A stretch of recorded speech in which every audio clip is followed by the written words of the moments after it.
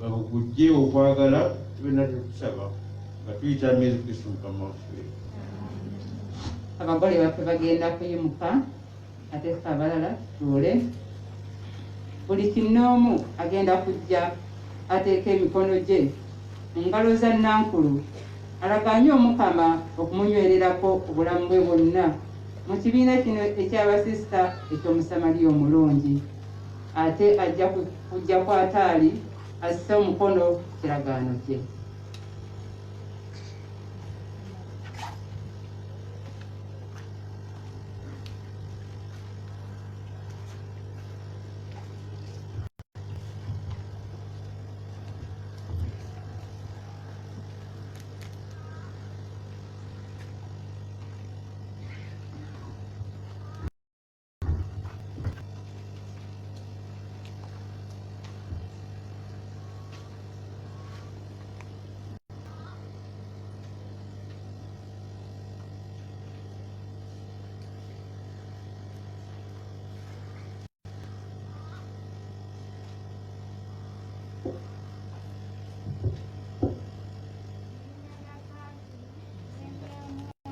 Miriam Mutuukirivu.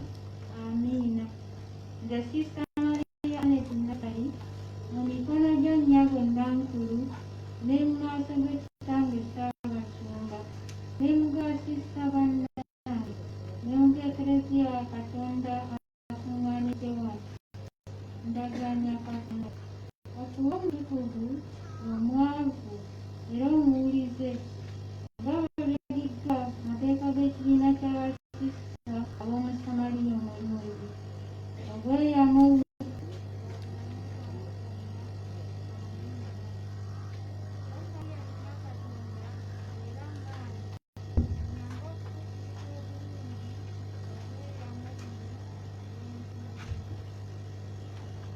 erinnya lya Kaati n'erya Mwana n'erya Mwoyo Mutuukirivu.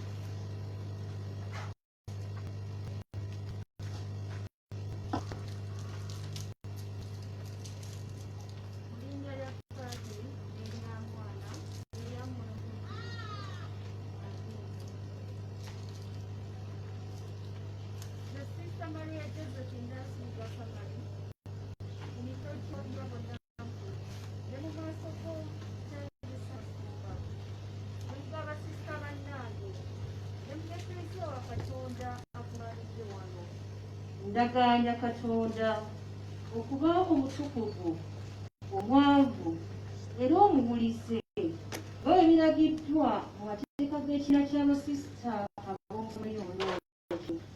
Obweyamo buno bwa bulamu bwange bwonna. Amiina. Ayi Maria Katonda era mmange nyamba okutuukiriza obulungi obweyamo buno bwenkubye. Mu linnya lya Patrick n'erya Mwana n'erya Mwoyo Mutuukirivu.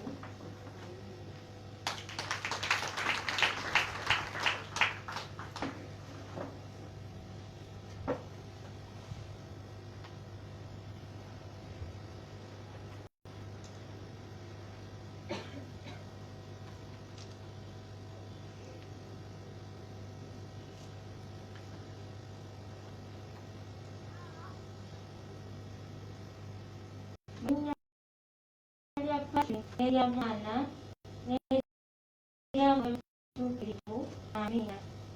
Nze Sista Maria Veronica Nabaagulanyi mu mikono gyo nnyabo Nankulu ne mu maaso g'Ekitange Ssaabasumba ne mu g'abasisa bannange ne mu g'Eklezia wa Katonda akungaanidde wano ndagaanya Katonda okuba omutukuvu omwavu era omuwulize nga bwe biragiddwa mu mateeka g'ekibiina ky'abasisita ab'Omusamaliya omulungi.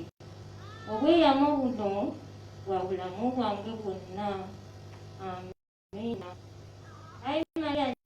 Katonda era mmange